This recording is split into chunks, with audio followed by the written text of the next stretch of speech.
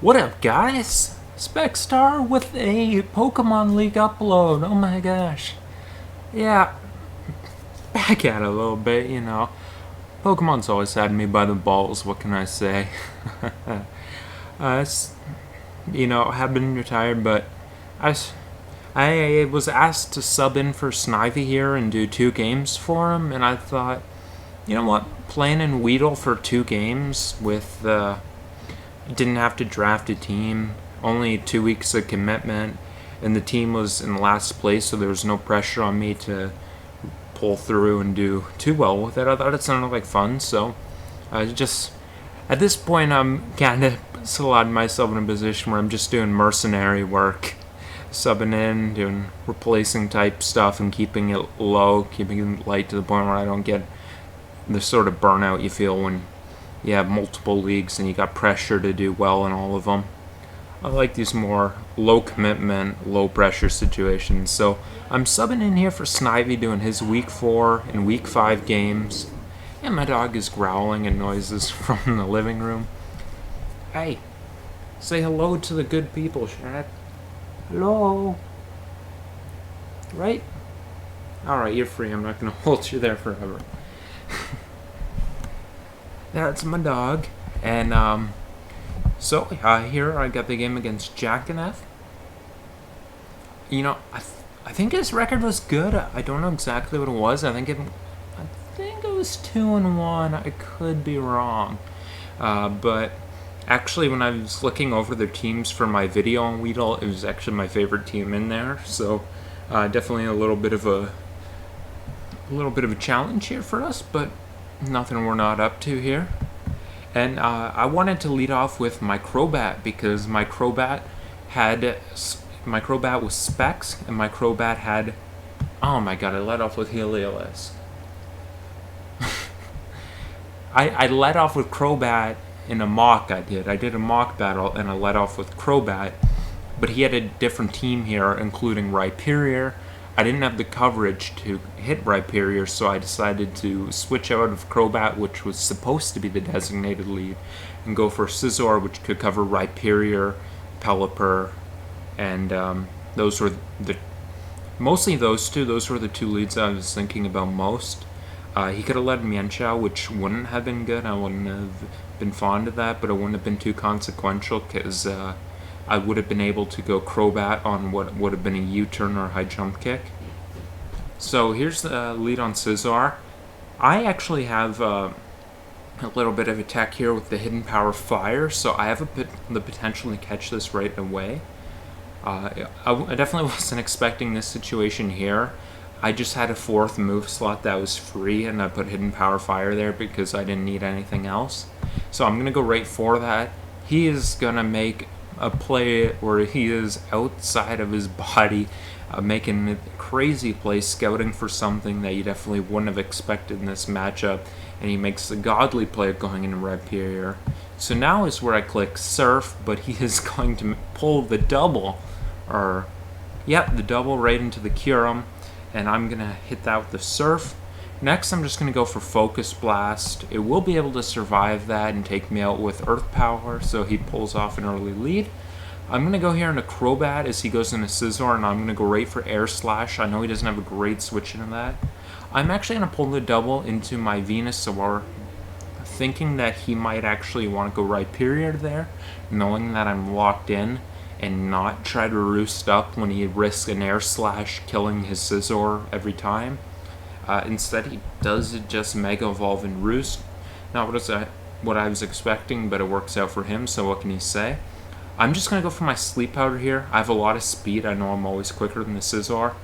I'm just going to go for Hidden Power Fire as he goes into the Pelipper, and then I'm going to pull the switch into my Hydreigon, which always walls this thing. He makes the right play and U-turns out into Mienshao. I'm just going to go for Protect here, trying to potentially catch a high jump kick. Since he's U-turn, I was always thinking that the Mienshao was going to be Scarfed. Whenever I was looking over the matchup, I thought that if Mienshao wanted to come, it would be Scarfed. And if it wasn't, it would probably be Banded, because that could at least pressure the Venusaur. I thought it would always be one of those two. So as I see him go for a U-turn, I'm pretty sure he's locked in, and I'm just willing to roost up here and scout the damage. That's not banded damage, so that's something to take note of. I'm definitely thinking it's scarfed here. I'm up at health with my Hydreigon, and I'm just going to go for Dark Pulse. He brings back an Mienshao, and I'm just going to go for Protect again. He's going to U-turn. At this point, I'm convinced it's Scarf, but I'm very, very mistaken, and it's going to kill me with a high jump kick. So I'm going to bring in Crobat, go for Air Slash, and he goes into Scizor. I go for another Air Slash. I get a crit on Rhyperior, which I guess is pretty nice. I go into Bronzong, and this guy, again, playing just outside of his mind, goes for the crunches. I go into Bronzong, which is the one really shitty thing that could have happened there. This man is from another planet right now. I don't know who I'm dealing with. The man's on fire. I'm going to pull the double in my Venusaur. He's looking banded, I believe. And I'm going to go for Giga Drain. Again, I'm very fast on this thing. I have enough speed to outpace and max speed Mega Scizor. So as long as Pelipper isn't scarfed, I'm able to take the thing out here with my Giga Drain and get my health back to full. But he is scarfed, and I am confused, but I'm going to pull through, so that's not mattering. But I am low, which is mattering very much, because Venusaur could have been a threat here had it not been that way. He doesn't cure him. I'm going to go to my Mew. My Mew set I know always walls him unless he is a banded variant, so I'm going to bring my Mew in. I'm going to roost up because I don't have much speed on my Mew, and I figured any Kyurem he would have brought would have been faster than my Mew. I'm going to find out that is not correct, and I'm just going to roost off 26 to take a hit from his Z. I'm going to barely live the Z, though, so good thing I was faster than it. I'm going to be able to roost up here. He brings in the Starmie, but actually my Mew is Calm Mind, Soft-Boiled, Flamethrower, and Psyshock, which doesn't hit the Starmie. Just hits... Nope, not Psyshock, it was Psychick, which doesn't hit the Starmie, but hits pretty much every damn thing else on his team, so I can't stay in now. I need to let him get damage off on the Starmie so I can sweep with Mew later. I'm going to pull in my Crobat here because I was thinking that if he were to attack Mew, it could be the Toxic, it could also be something like Signal Beam, or he could pull a double switch or something like that, and Crobat covered all those scenarios, and it's nice to have in here. He's going to switch out as I go for Air Slash. Scizor comes in. It's unfortunately going to get a first turn Wake, which is going to get a significant chip off from the Crobat, which isn't nice. Rhyperior comes in. I go into Bronzong here, just kind of sacking the thing off, unless he missed one of the edges, which he didn't, unfortunately. Venusaur gets to come back in. He goes into Mienshao.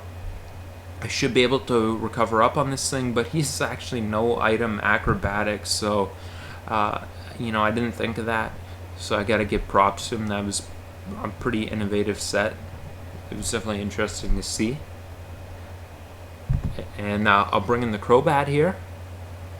He goes into Kyurem. I'm going to Air Slash that. I paused for a second there because I was trying to... I gotta explain myself because I imagine that's going to look weird on the video. I paused for a second there because I was trying to remember if gems were allowed in Hive, but I remember that was actually OLT where they were allowed, not Hive, so that explains more than no item. I miss gems. I do. I don't know about them in Draft League, but they were fun in tiers. Unfortunately, they all got ruined. People don't know this because they haven't existed, but even without putting gems in the game, Nintendo decided to reduce them all to 0.30 instead of 0.5. So, how do you take an item out of the game and still nerf it? That's some wild stuff, but that is what they did. So, unfortunately here, I can't go Mew on this thing because it's banded. So, I'm forced in a position where I have to...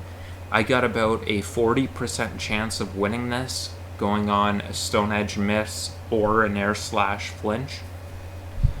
That's what I have to do here. Moment of truth. He's going to land the Stone Edge, so Crobat goes down. And now my only play here, because I can't let Mew kill this and not be set up, because then Starmie can just Toxic it and I won't have time to get the damage output high enough to take down the Starmie. So I have to set up on the Rhyperior. I have to dodge some Stone Edges and get enough setup that I can take Starmie down before I die to Poison. And I just have to go for Calm Mind here. He does miss this Stone Edge, and I need to continue clicking Calm Mind, hoping he continues to miss them, but he does land that Stone Edge. I got a Roost up again. My only play is banking on misses, my only win con there. But that is not the way things go, and GG to Jackanev. The man had a few situations where the set he brought was kind of the worst possible thing for me, and he had a few plays that were definitely not what I was predicting, so that was a big X factor for him. Definitely played and prepped this well. Unfortunately, I will be starting this off for Snivy 0-1, but we got a second game here to redeem it against Raph, who some have called the worst player in Hive. I'm going to test that theory out myself, see how this game goes. This time I am going to lead off with Crobat. It's not going to be where I say I'll lead off with Crobat and I don't. And that is because Crobat has a great matchup against everything.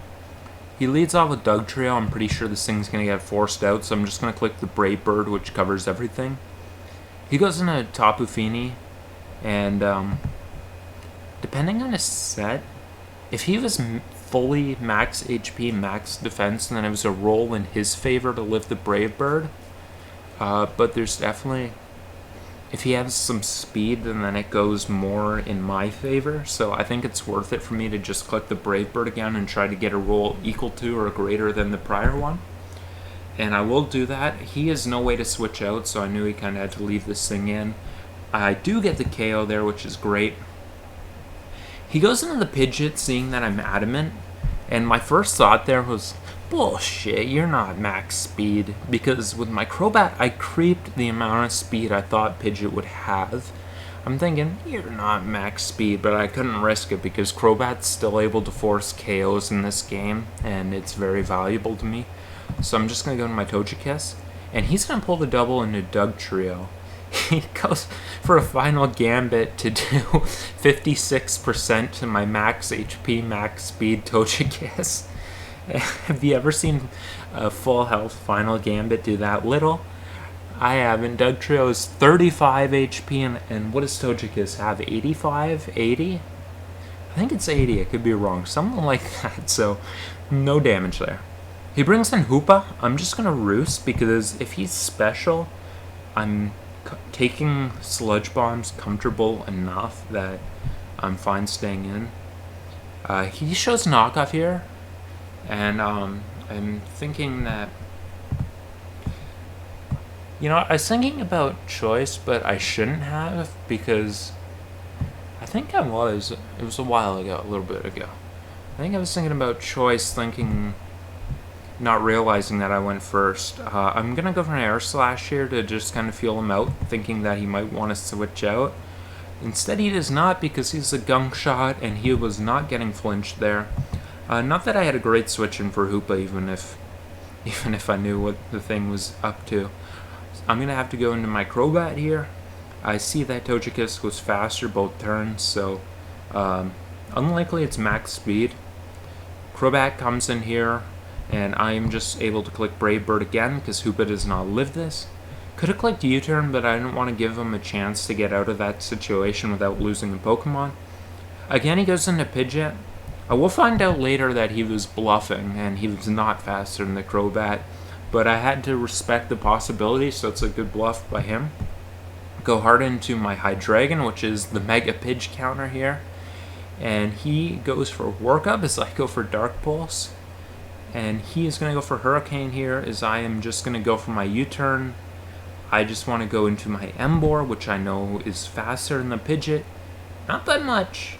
By 1 speed, it outpaces a max Pidgeot, but I know I'm faster, so I can go into this, and Flare Blitz will claim a life, and it will be Pidgeot's life. So down to a 5-on-2, but I don't want to be the idiot who blows a 5-2 lead. I go into Crobat, which I know... Crobat? I go into Bronzong, which I know can comfortably take a hit from the Staraptor. I go for Gyro Ball, which covers both of his Mons.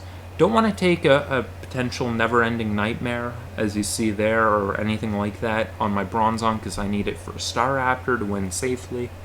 I bring in Crobat to claim a life on the Espeon, and I'm just going to click Brave Bird again here.